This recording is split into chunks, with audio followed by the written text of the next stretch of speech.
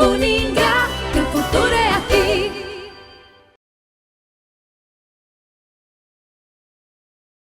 Olá, tudo bem? Está gostando? Estamos trabalhando ciências sociais e a nossa preocupação é caminhar, entendendo como que as ciências sociais acabam contribuindo ou modificando esse entendimento do homem e da sociedade. Bem, continuamos com as mesmas perguntas. Quem é o homem? Que sociedade? E como ela se organiza e gera conflitos, como que esses conflitos vão ser resolvidos ou minimizados? O tema nosso aqui é direitos humanos.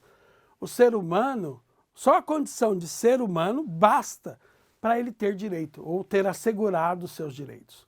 Os direitos humanos também estão nesse processo histórico, são frutos de luta, conquista de grupos como as mulheres, os idosos, indígenas e negros. É o que nós vamos discutir hoje. Como que a ciência, como que a sociedade vai lidar com o que nós falamos na aula anterior, com esses conflitos, com essa diversidade, com esses olhares diferentes. Olha aqui que nós temos a Declaração Universal dos Direitos Humanos. Nós falamos lá da Revolução Francesa e agora nós estamos em 1948, nos Estados Unidos, a criação da ONU, já tivemos a ONU, e agora a Carta de 48, onde essa carta, você tem esse processo de mudança, onde os direitos humanos acabam se tornando como direitos incorporados, ou se tornam legais em alguns países, não em todos, aqueles que vão assinar a Carta de 48, aceitando esses direitos da liberdade religiosa, da liberdade de expressão política e vai por aí. Então, aqui nós temos a figura da Eleanor, em 48, ela que vai ser a propulsora, o vento forte que vai conseguir que esses direitos sejam aprovados na sociedade americana. E aí isso acaba se estendendo também para todo mundo, inclusive o Brasil, é um que assina como signatário dos direitos humanos. Isso faz que, quando você olha para a história, você perceba que não foi sempre assim, Se você pegar a mesma história do Brasil, ter escravo, ou chicotear, ou ter um homem, uma pessoa como escrava, era tido como algo normal. Naquela sociedade escravocrata, ninguém perguntava se aquela pessoa estava gostando ou não, se ela estava aceitando ou não. Simplesmente se utilizava daquele ser humano como objeto, como coisa, coisa pública. Então, tanto os negros vinham lá nos seus barcos, os navios negreiros, vinham e eram acorrentados e sofriam punições. Olha aqui os instrumentos de tortura, a forma como eles eram punidos. Veja, nós estamos falando do ser humano. Então, em cada época, como nós vimos nas aulas anteriores, o olhar, o entendimento, a lente que se usa é diferente. Naquela sociedade, se enxergava que ter escravo ou punir era normal. As pessoas aceitavam isso como normal. Bem, hoje não é assim. Isso é discriminar, isso é ofensivo, isso dá cadeia, ou seja, dá punição, Os direitos humanos, então, na sociedade que nós estamos, ele é condição para se ter uma sociedade democrática e viver a cidadania. Então, os direitos humanos é indispensável para a implementação da justiça, da segurança pública, da sociedade democrática. Pensa o Brasil. O Brasil é uma sociedade onde esses direitos, quem comete ou vai contra, no caso, a discriminação racial, vai ser punido por lei. E veja, é um crime inafiançável. A discriminação é um crime inafiançável. E, infelizmente, veja, você que está aí me assistindo, nós temos no jornal, nós temos na televisão, situações onde esses direitos são violados. Se você pega um jornal escrito ou na televisão, você vai ver pessoas que são violadas no sentido dos seus direitos. As mulheres, o feminicídio, a violência contra a criança, ou mesmo a questão da xenofobia, a homofobia. Então, tudo isso aqui são discriminações e são ofensas aos direitos, à dignidade do ser humano.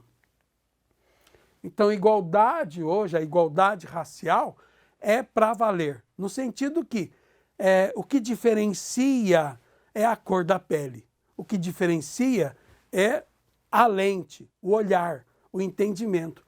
Mas o decreto, se você pegar na história, lá atrás, o que diferenciava eram as ações.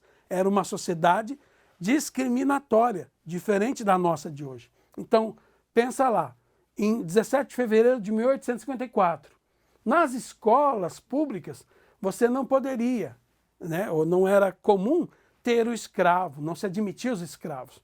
A instrução para os adultos dependia do quê? Da disponibilidade ou de aceitar, né, aquele negro dentro da escola, né? Ou ter professores que aceitassem, escolas que aceitassem o negro. A prática era discriminatória, então. Em 1878, outro exemplo aqui, o decreto 7031-A, estabelecia que os negros só podiam estudar no período noturno. Olha aí, ó, só podia ser no período noturno. Então, eram montadas estratégias para impedir o acesso dos negros ao estudo. Por que eu estou mostrando isso? Para entender todo esse processo que hoje a gente fala, não é questão de mimimi. Não estamos falando que é mimimi. Não, historicamente o negro foi sendo o quê? Excluído, né? Colocado à margem da sociedade. O negro, o índio, né? Muitos são colocados à margem e aí, veja, não é questão de mimimi, não é questão de a pessoa estar reclamando, né? Mas buscando valer os seus direitos. Existe um discurso muito forte contra os direitos humanos, né?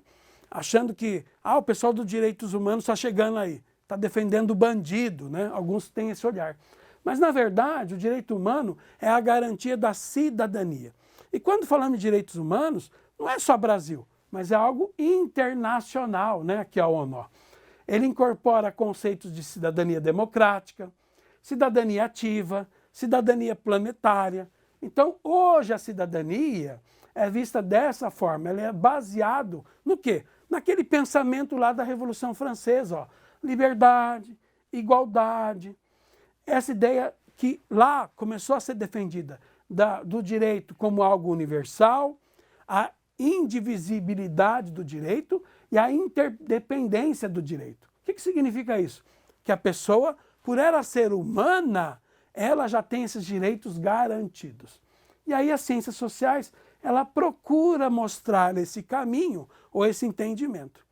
Lembra lá? Nós falamos da diversidade, nós falamos da metodologia e agora nós estamos falando dos direitos humanos. Por quê?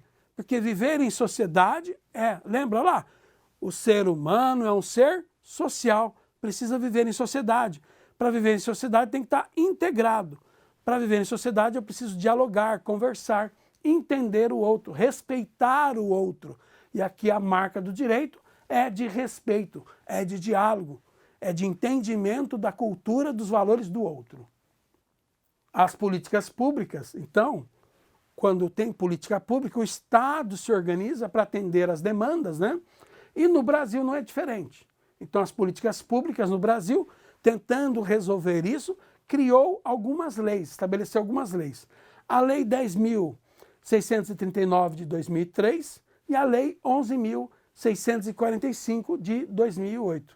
Além disso, o artigo da LDB, o artigo 26 da LDB 93/94, que vão discutir ou vão propor que na sala de aula, principalmente na área de história, nas aulas de história, né, tem um estudo, né, sobre as matrizes, as três matrizes formadoras da cultura brasileira.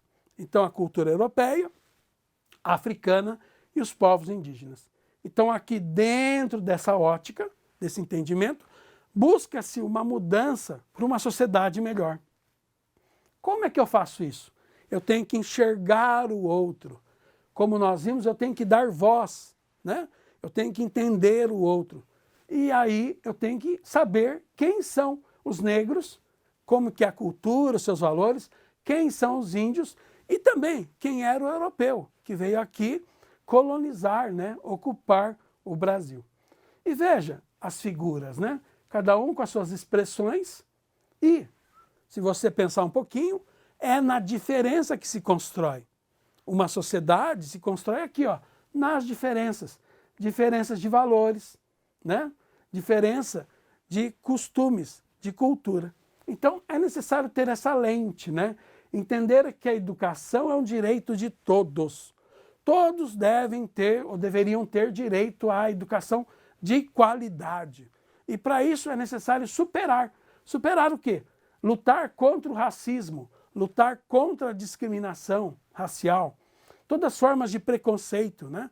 Então, não só na escola, mas em toda a sociedade, né? Essa é uma tarefa que toda pessoa, não só educador, eu, professor, o Estado, mas todos nós deveríamos estar buscando, né? Independente da crença religiosa, da posição política, isso é um trabalho para todos nós. Buscar uma sociedade melhor, com um olhar de entendimento, de diálogo, né? De integração. Por quê? Como eu disse, viver em sociedade, né? O homem é um ser social, precisa viver em sociedade e produzir junto, né? Integrado à sobrevivência. Por isso que é necessário entender e buscar o entendimento das outras culturas. Lembra lá? Diversidade cultural, somos diferentes, entender que o outro pensa diferente, age diferente e eu preciso respeitar essa diferença. E aprender a conviver com ela, o que não é fácil, né, gente? Falar aqui é muito fácil. Agora ali no dia a dia, você vai conviver no trabalho, na sala de aula, você precisa aprender a conviver e respeitar essas diferenças. Como que isso vai impactar na sociedade? Então eu trouxe para vocês aqui, mas é mimimi? Não, não é mimimi. Os dados vão dizer que o preconceito e o racismo no Brasil acabam atrapalhando, né? Não dando oportunidade para alguns segmentos que são colocados à margem. Os indígenas, os negros, muitas vezes as mulheres também se enquadram nessa condição, né? No trabalho, por exemplo, ali a mulher ela faz a mesma função e não recebe a mesma gratificação, né? Então aqui, na questão do racismo, que é o tema que nós escolhemos aqui, estamos utilizando o Atlas da Violência de 2018, todo ano nós temos esses dados, aqui de 2018, e ele vai apresentar o peso da desigualdade racial. Olha aí a taxa de homicídio, 40,2%.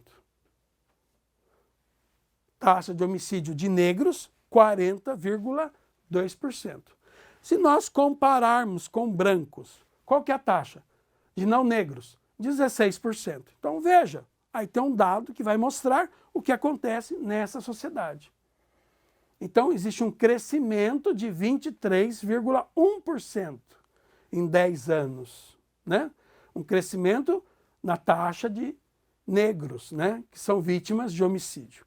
Embaixo também você tem em relação à violência. Em 10 anos, a taxa de homicídio de mulheres negras também aumentou, 15,4%. Olha lá. E as mulheres não negras, 8% de queda. Então, esses dados é que vão apresentar ou vão direcionar nossas políticas. O Estado, então, acaba interferindo, buscando amenizar ou melhorar as condições desses grupos, que é o negro, é o indígena, é o idoso. Então, as políticas públicas voltadas para esses segmentos da sociedade. Melhorando o quê? A convivência, melhorando aqui a vida dessas pessoas. Bem, vocês também já devem ter visto esse cartaz, né? 8 jeitos de mudar o mundo. Ó que bonitinho lá, ó. Primeiro, acabar com a fome e a miséria no mundo. Número 1, educação básica de qualidade para todos, né? Então, em qualquer lugar, qualquer cidade, qualquer estado, ter a educação básica. Igualdade entre os sexos, a valorização da mulher. 3. 4. Reduzir a mortalidade infantil. 5. Melhorar a saúde das gestantes. Combater a AIDS, a malária e outras doenças. Aí as campanhas de vacinação. Qualidade de vida e respeito ao meio ambiente, a parte da biodiversidade, né? De respeitar o homem e a natureza, né? Respeitar e educar o homem para isso. Todo mundo trabalhando pelo desenvolvimento do homem, da sociedade. Veja, unindo forças nesse sentido. Esses 8 jeitos, essas 8 campanhas, né, ou medidas, é para quê? Busca o quê? Garantir a cidadania e, veja, garantir os direitos. mudar a sociedade. E aí, garantir os direitos significa que os direitos são irrenunciáveis. O que quer dizer direito irrenunciável? Que mesmo eu querendo, eu não posso, que é o exemplo do direito à vida, né? Mesmo o titular querendo tirar o que a gente falou lá de suicídio, não é um direito que na Constituição ou aqui no Brasil é aceito, né? Então, o direito à vida, ele é irrenunciável. A pessoa tem que garantir, a sociedade, o Estado garantir esse direito. Na lei brasileira também, a base dela é o princípio do quê? Da igualdade. Todos devem ser tratados ou viver como iguais. Na Constituição, então, em vigor de 88, 1988, no artigo 5º, o que nós temos lá como princípio? A garantia da proteção de todos. Não se permite qualquer tipo de diferenciação. Então, essa lei é que garante ou vai contra as atitudes de preconceito, de racismo, né? Os homens, as mulheres, qualquer tipo de situação não pode ser caracterizada como diferenciação ou discriminação de raça, sexo, crença ou cultura. Então, essa união, sociedade, onde todos são iguais, no sentido de igualdade de direitos, igualdade de oportunidade e de respeito a esses direitos, né? Como nós já falamos, o fato de ser humano já garante o direito, né? A pessoa, por ser pessoa, ela já tem esses direitos garantidos. E não é porque ela é diferente, cor, ou sexo, ou opção sexual, ou crença religiosa, que ela pode ser discriminada, né? Isso, como eu já disse, é penalizado no Brasil. Talvez em outro país você assista lá pena de morte, ou algum tipo de violência, que naquela cultura pode ser parte de um ritual ou de um costume. Às vezes você pega aí algumas cenas bizarras, né, que até podem te assustar. Mas no Brasil, isso aqui é caso de lei, né? Então, o princípio da igualdade, que está lá na Constituição, garante o direito. Você, ser humano, já é titular ou tem esse direito garantido. E como eu disse, é importante ter um olhar, né, para essa realidade. Então, questão aqui que eu dou como exemplo, os índios. Muitas vezes nós temos um olhar sobre o índio como alguém assim infantilizado, né? Ou seja, o índio, coitadinho, né? Ele não sabe, ele não tem condições. Então, como se o índio não tivesse esse potencial, né? Então, são dois olhares que podem. Então, quando falamos em ter um olhar, a lente, né? Mudar a lente, o entendimento, que o índio, ainda para alguns no Brasil, representa um ser, uma pessoa, né, com direito, mas sem civilização, sem cultura, incapaz, selvagem. O índio é preguiçoso, né? Então traiçoeiro para alguns. Veja, é um olhar errado, equivocado. Para outros, o índio, aquele olhar romântico, né? O índio é um ser romântico, no sentido que, ele cuida da mata, né? Ele é protetor, como símbolo de pureza, né? Quase alguém assim, como se estivesse lá intocável nas lendas e romances. Então veja, esses dois olhares, os dois olhares são olhares do quê? Do etnocentrismo, que nós vimos lá. É um olhar equivocado. É necessário enxergar o que nós falamos de entender a cultura. De onde que nós estamos falando? De quem nós estamos falando? Né? Que homem que é esse? Que sociedade que é essa? O índio, então, hoje, olha lá, o índio está usando celular, o índio está usando filmador, o índio está integrado, ou está se integrando, boa parte, né? Isso significa que, independente se é índio, se é negro, se é mulher, todos têm direitos, né? E ser diferente é normal. Ser diferente é normal, como nós vimos. A sociedade é uma sociedade diferente. E nós não podemos, por ser diferente, admitirmos preconceito ou descriminalização, qualquer tipo de preconceito ou violência. É necessário, então, respeitar o outro. Bem, terminamos aqui e convidamos você a continuar estudando, lendo o material. Qualquer dúvida, entre em contato com a tutoria, que ela está à sua disposição. Muito obrigado e até a próxima.